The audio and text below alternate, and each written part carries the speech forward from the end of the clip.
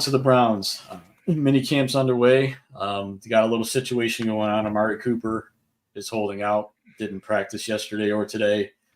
He's got 1 year left on his deal. He's looking for a contract extension with the Browns. Haven't heard any numbers. I'm sure it's not going to be cheap.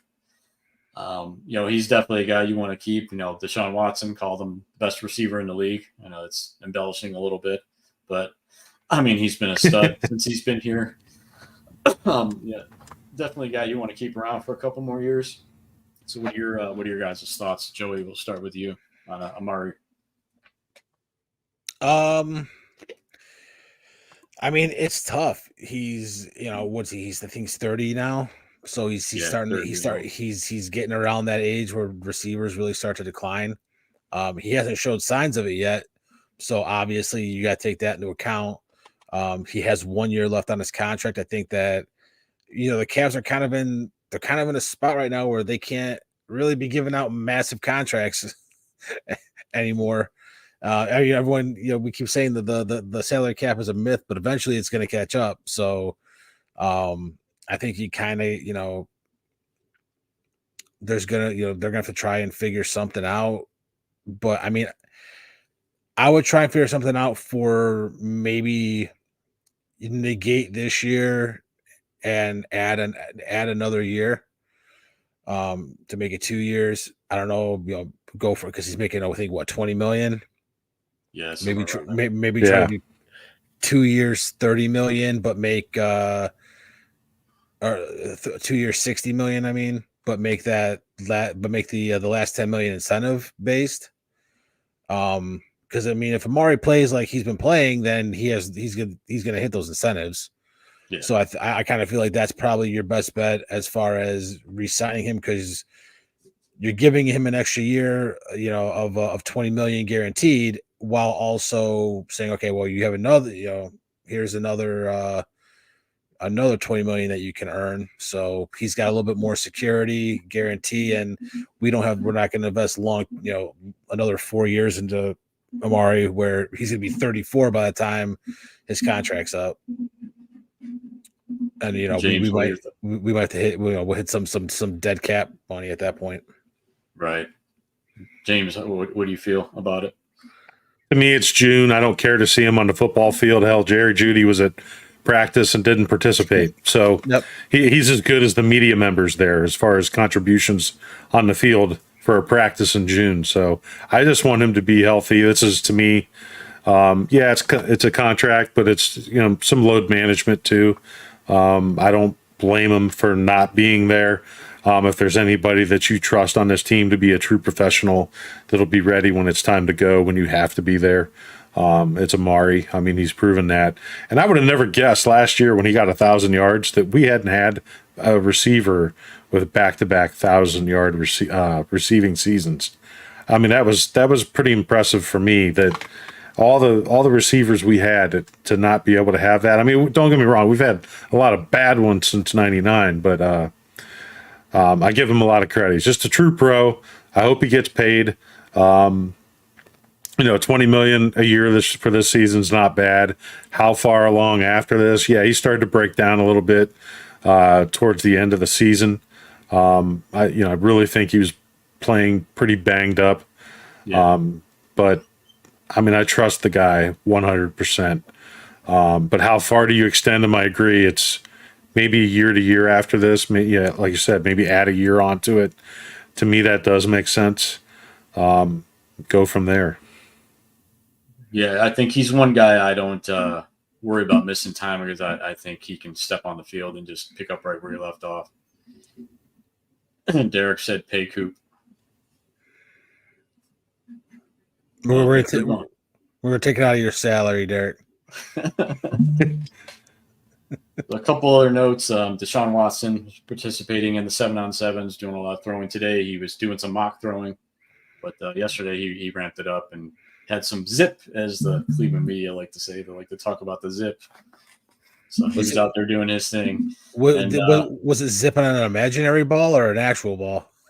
It was on the actual ball. I don't know. I don't know how much zip he had on the imaginary ball today. Yeah, I heard he could throw 98 with an imaginary baseball. So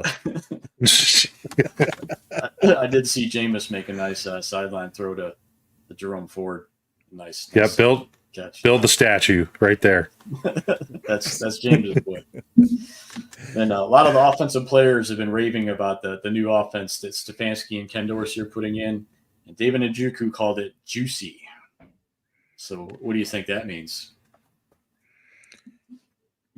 You go first on this one, James. I'm afraid. Yeah, juicy playbook sounds a little inappropriate to me. So I don't know. Maybe there were some other pages that were put in there that we don't know about that aren't good for kid viewers. I don't know. I honestly don't know because every time you think of Dorsey, at least around here, you go back to his quarterback play when he played for us. Then you go back to Ohio State beating him in Miami.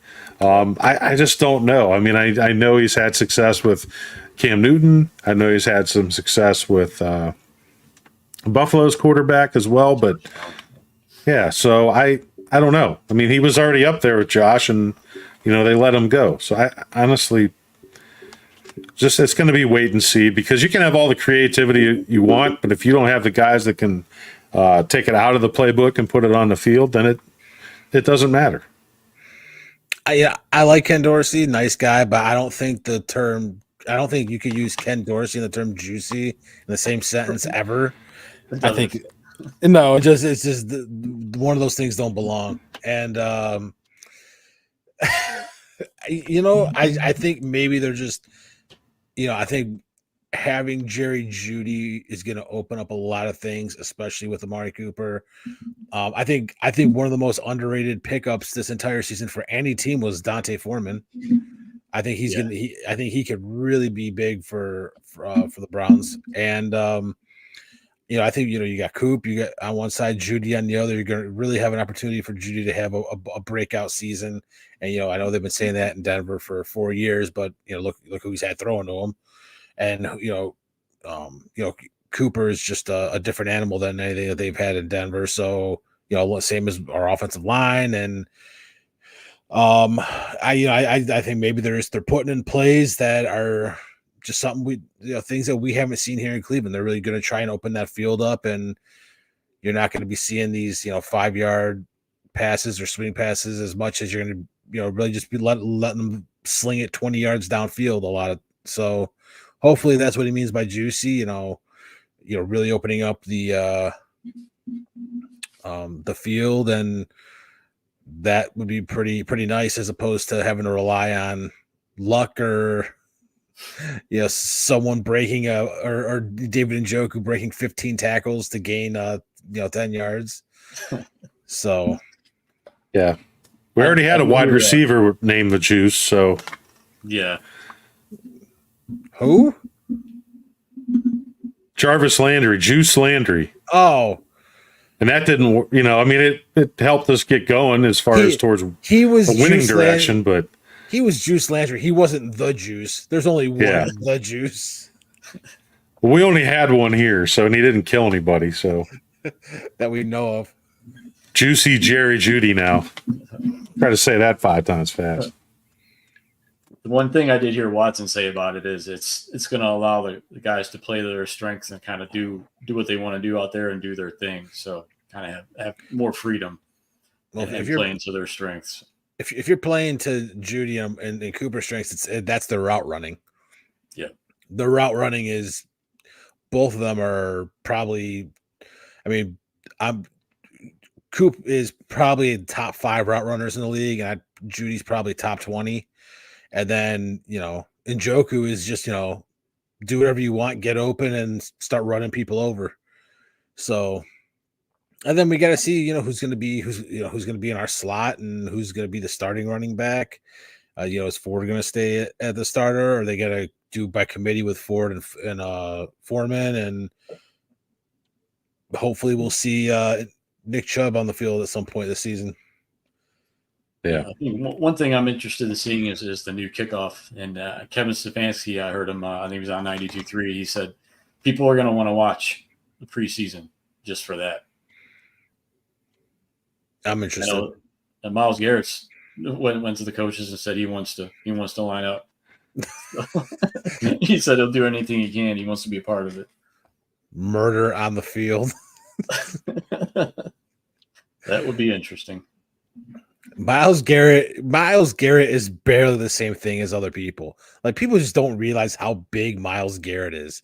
I mean, like, he is barely the same thing as us.